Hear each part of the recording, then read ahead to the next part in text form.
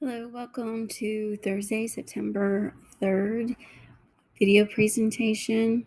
On our agenda today, of course, first thing, go to Google Classroom, go to your warm-up and complete your Google form, which will be used for taking attendance.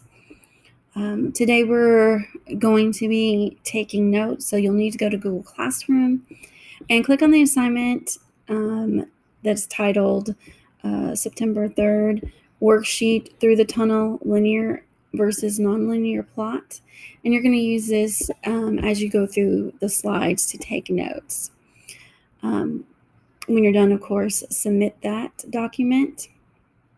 And be sure to just carefully read through the slides. There are some videos for you to watch also in the slide, just to help reinforce the information that you're given about linear and nonlinear plot. Tomorrow we're going to have a test over what we've covered so far through the tunnel, the story itself.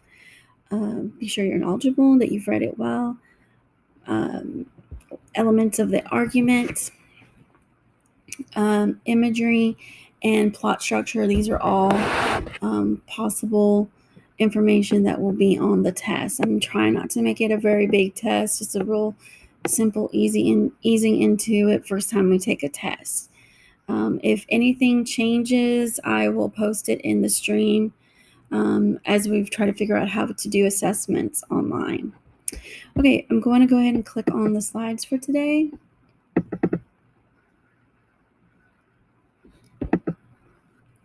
So today, again, in your warm-up, you were writing a claim. You were to write an essay stating your position on whether or not a video game should be considered a sport. So again, pick a side, and this will be your claim. You're either for or against it. Video games should be considered a sport because, and that would be your reason, which is what your body paragraph would be providing the evidence to support. Or you think video games should not be considered a sport, and then your reason why would be what you end up trying to prove in your body paragraph.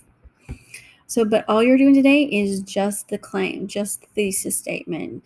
So if you haven't done so, make sure you pause the video and go ahead and go back and do your warm-up for the day.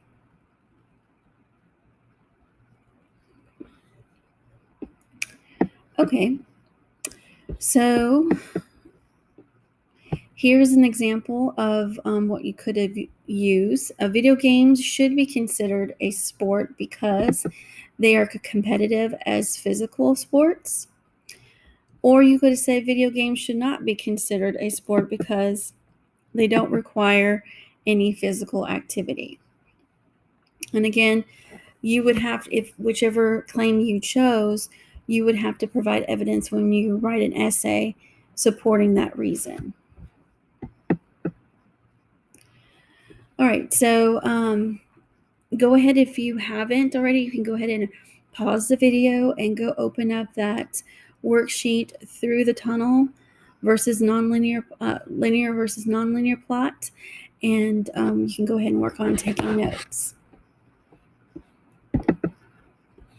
So what is linear plot? Linear plot is really basically what you always know about a story, the typical storyline from beginning, middle, and end.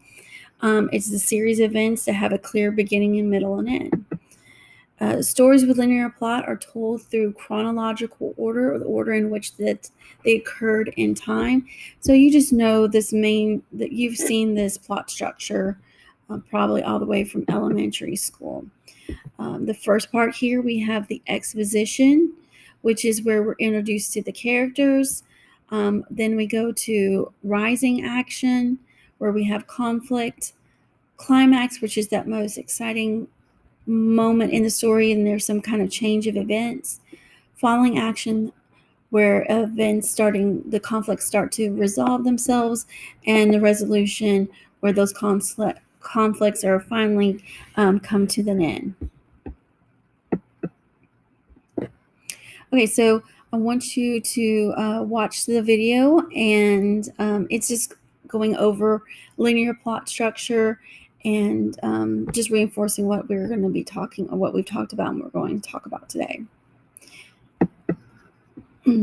So I'm not going to play it. You would just click on it and play it and watch it yourself.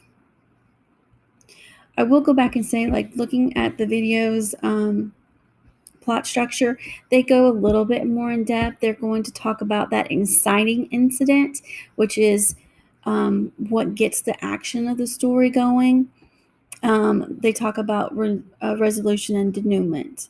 So just a few extra elements on there in their video, but it's still the same basic plot chart. All right, so again, let's just review what exposition is.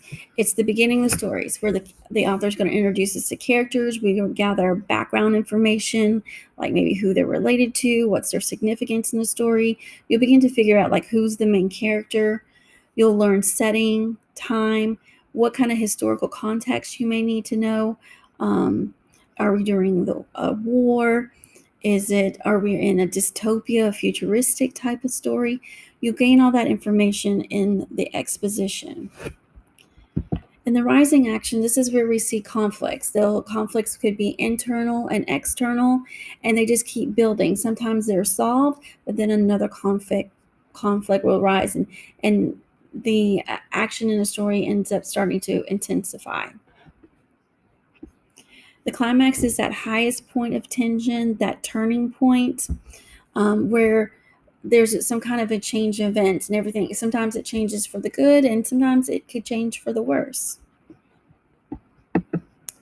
Falling into action is usually where the tensions are now starting to lessen. Conflicts are starting to slowly unravel.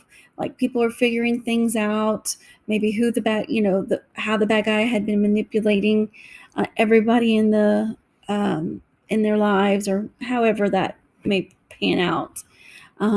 And then, of course, your resolution is conflicts are ending. Now, sometimes we can have hanging resolutions where we don't have that final ending, and it leaves it open-ended for your own interpretation.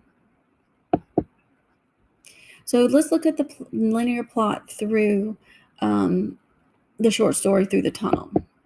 So in the exposition, this is in the very beginning, we realized right away Jerry was going to be our main character. His mother was kind of going to be a minor character in the story. We know that they're going to a beach. This is a place that they had been before, and she stays on the safe beach while he ends up going to swim in the wild bay. He feels guilty for leaving her, and she feels she's overprotective of him. So we gain all that information in exposition. So you see how we were able to already see what their relationship was like from the very beginning. Rising action. So conflict. We had two conflicts that start here. We have internal conflict with Jerry that needs to prove himself that he's not a child, and then the external conflicts is that he struggles with training, trying to where he can hold his breath so that he can make it through the tunnel. Of course, and then he's dealing with his nosebleeds. Jerry does a lot of work and self-training to get ready for that swim through the tunnel.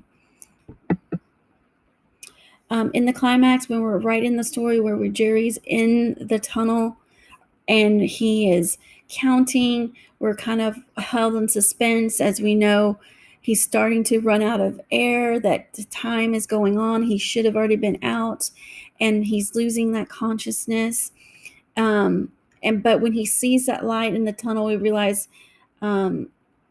he's almost there at the end when he busts out, and then he's in the open ocean, and he's going to be able to go to the surface. But right there in that most critical moment, and unfortunately you guys weren't in class to get to see when we were reading this, but because we're all wearing masks in school, we all were kind of almost feeling that a lot of empathy for Jerry not being able to breathe underwater because we have these masks on. So the following action, Jerry makes it out of the tunnel onto the land. We see him bust, through the water and get that first breath. And he suffers the nosebleed afterwards. But he has such a euphoria of excitement that he accomplished what he wanted to do.